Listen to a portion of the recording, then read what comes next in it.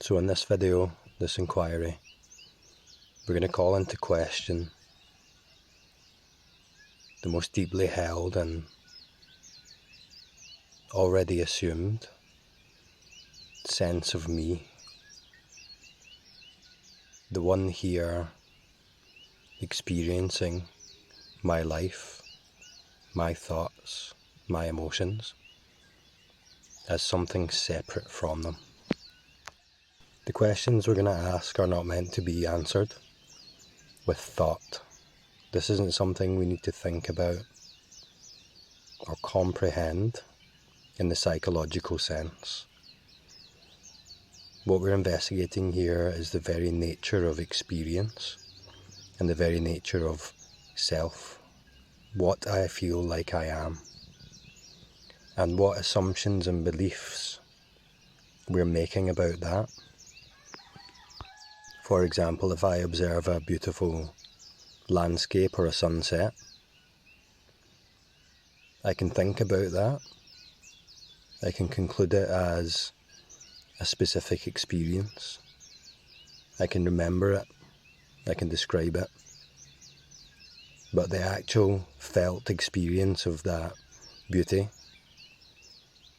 is clear and shines through all of the descriptions. Here we're going to investigate the sense of the one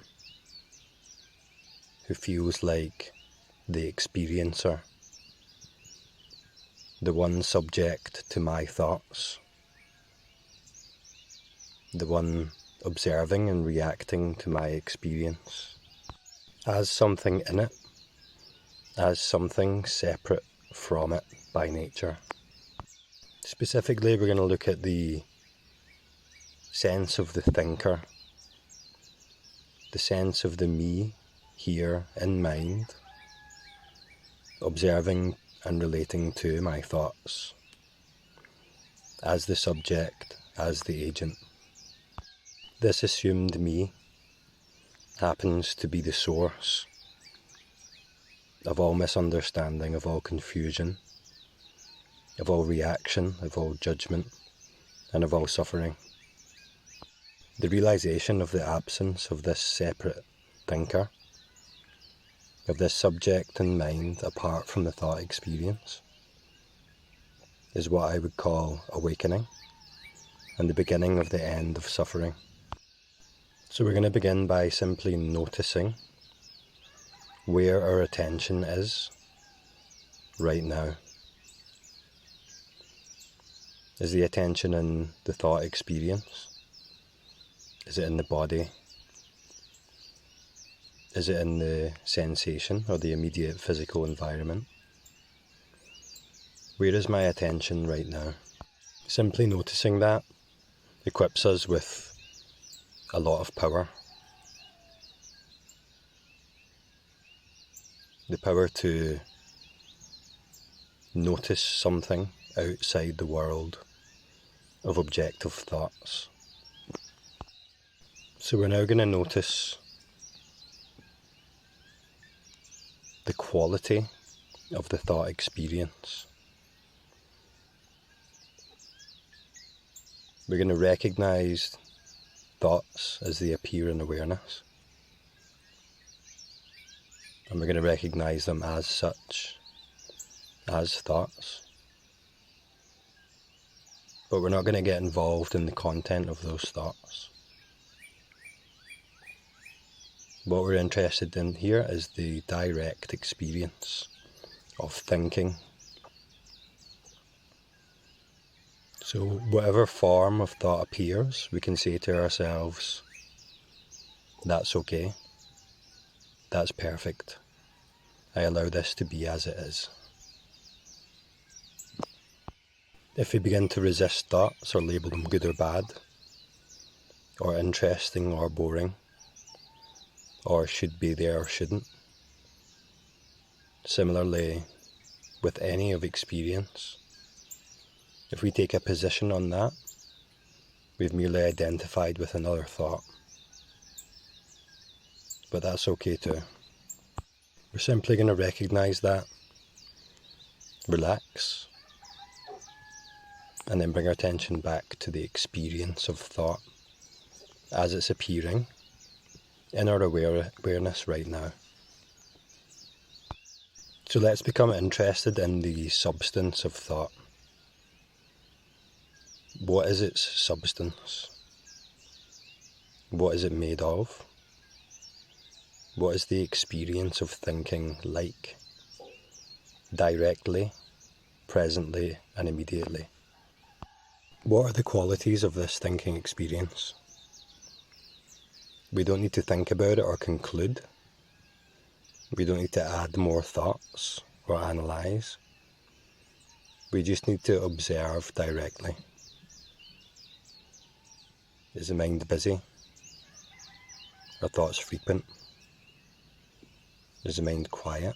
Are thoughts scarce?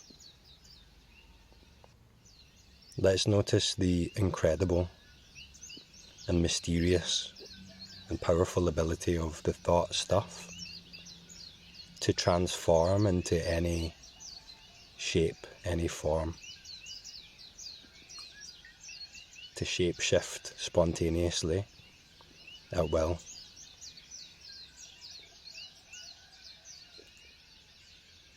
Let's adopt a position of fascination rather than resistance, and curiosity in the miracle that is consciousness.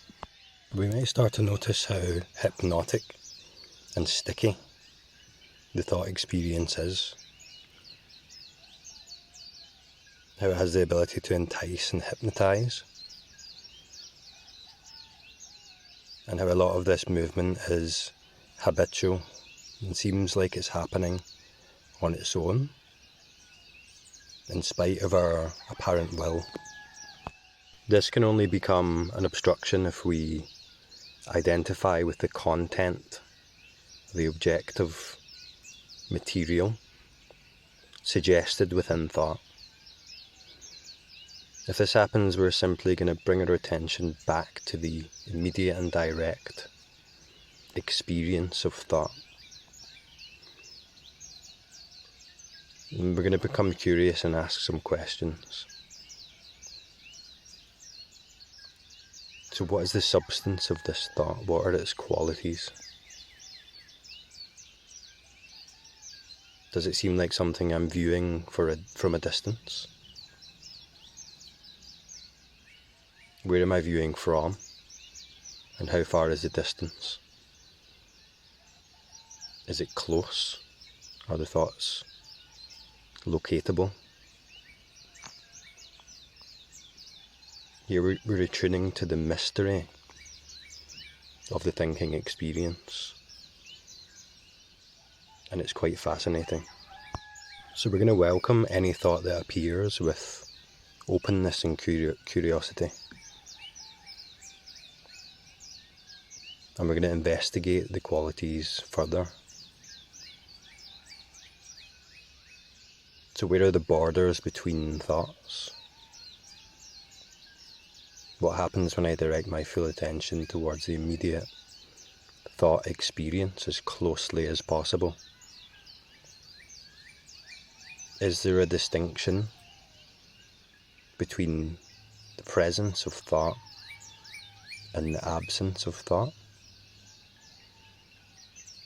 Is there a border or a boundary between one thought and the next?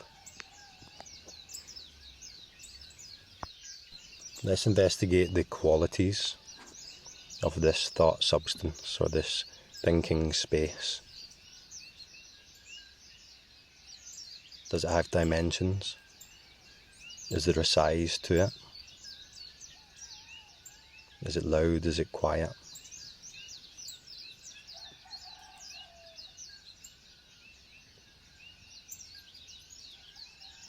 Is it aware? It's wide awake. It's knowing.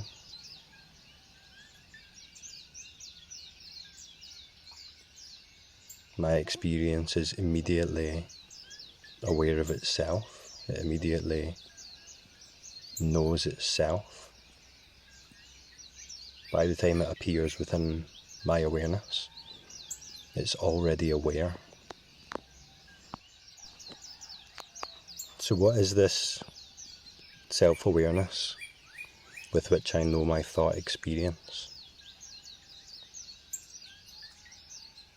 What is this knowingness as which thoughts appear in experience? And where am I? Let's direct the attention back towards this subjective position that feels like where and what I am. Where am I in this thought experience? Because I'm certainly here.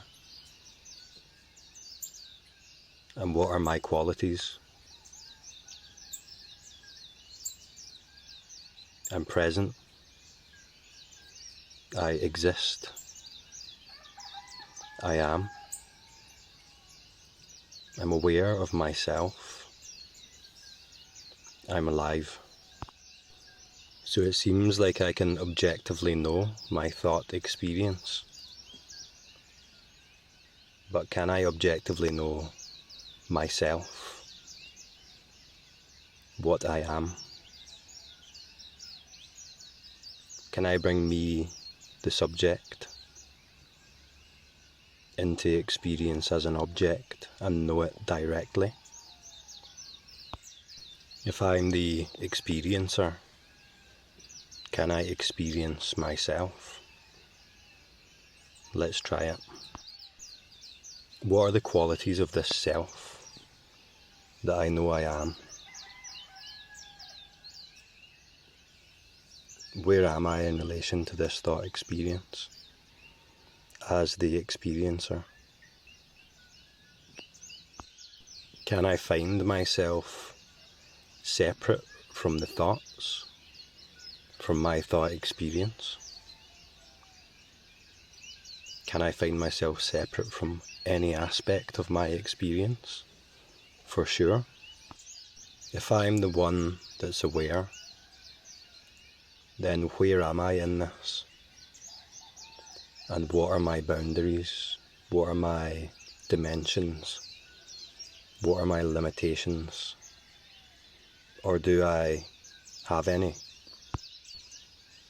Is it possible to experience the experiencer? Is it possible to be aware of the awareness?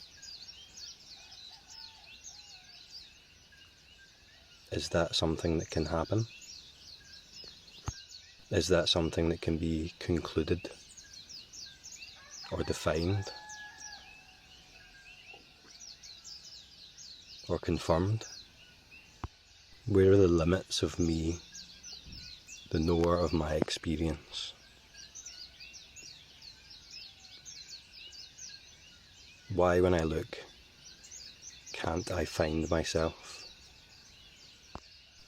Is it because what I am can't be defined? Because what I am has no limits, has no form?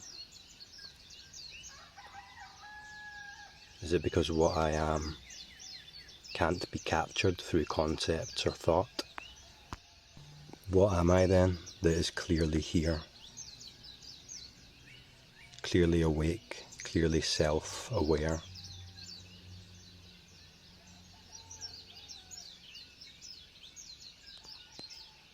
And do I need to be found if I'm already here?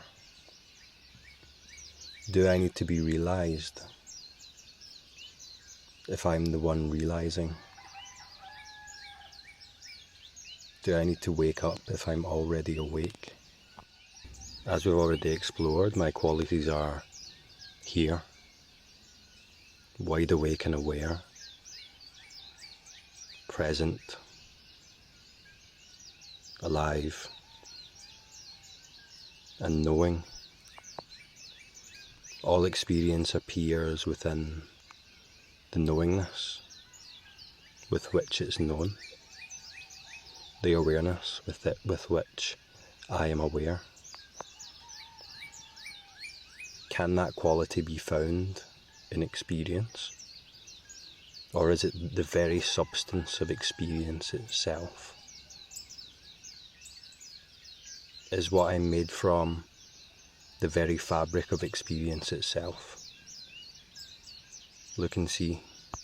Why, without a thought, can't I find myself within this? If I'm the one that's aware of my thoughts, do I need thought to be self-aware? In the absence of thought, during thought and after thought,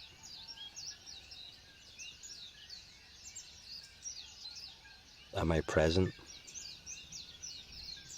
Am I self-evidently and clearly already here? Is my self-aware nature moved by the content of experience? Do I ever change? Is my awareness, my presence, my knowingness, with which I know all experience, ever corrupted by the movements within thought? By the comings and goings of objects in experience? So I've just given a lot of fuel for thinking, but don't buy it.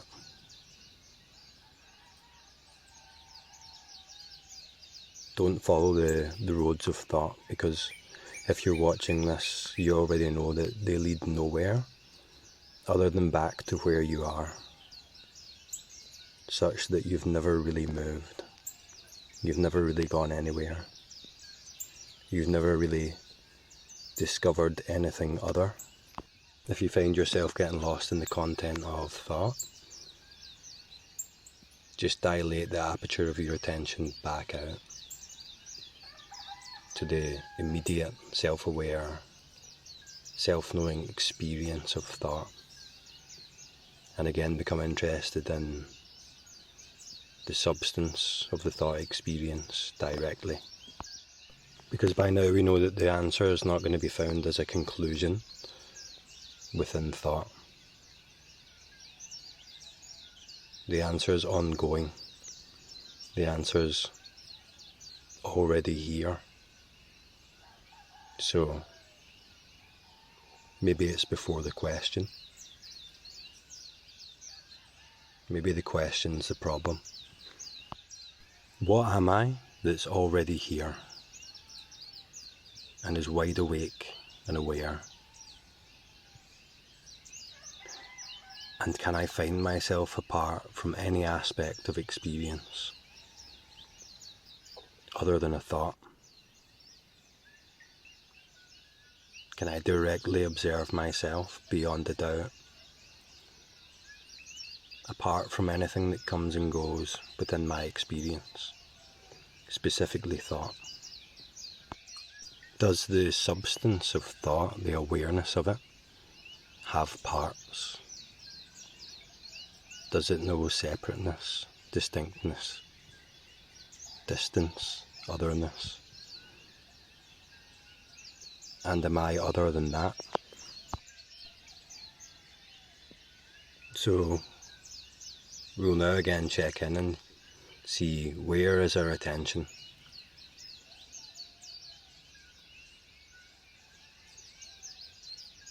What's moving in the space of mind?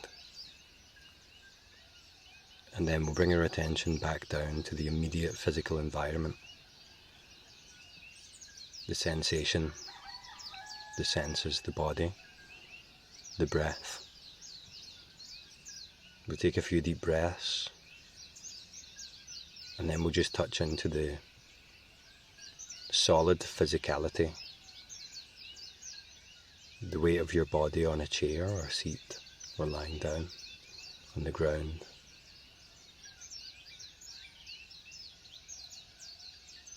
The sensation in the hands. And we'll just ground ourselves into the physicality of life in immediacy.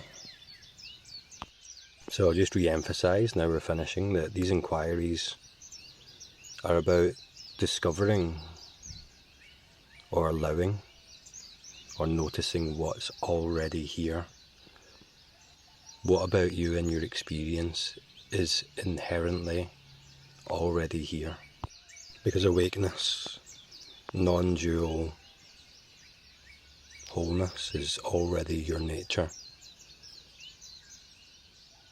It's something that we allow to be rather than something that we discover or find. And we do that by highlighting the distractions that we're using to avoid experiencing and feeling that very simple truth that's inherent, that's already the case. And those distractions usually appear in the form of beliefs and assumptions in thought and mind. By investigating these directly using inquiry or meditation, this is the effect of uncovering those deeply held and felt assumptions about the nature of reality and self, about the nature of me as a small, separate, individual entity in a big, scary outside world. The assumptions that we need to find something that's not already here, or that I need to become something that I'm not. These are just thoughts. What are you in the absence of these thoughts? Maybe that's perfection. And if you're not apart from the thoughts are perfection too. So let me know how you got on with that, and I'll talk to you next time.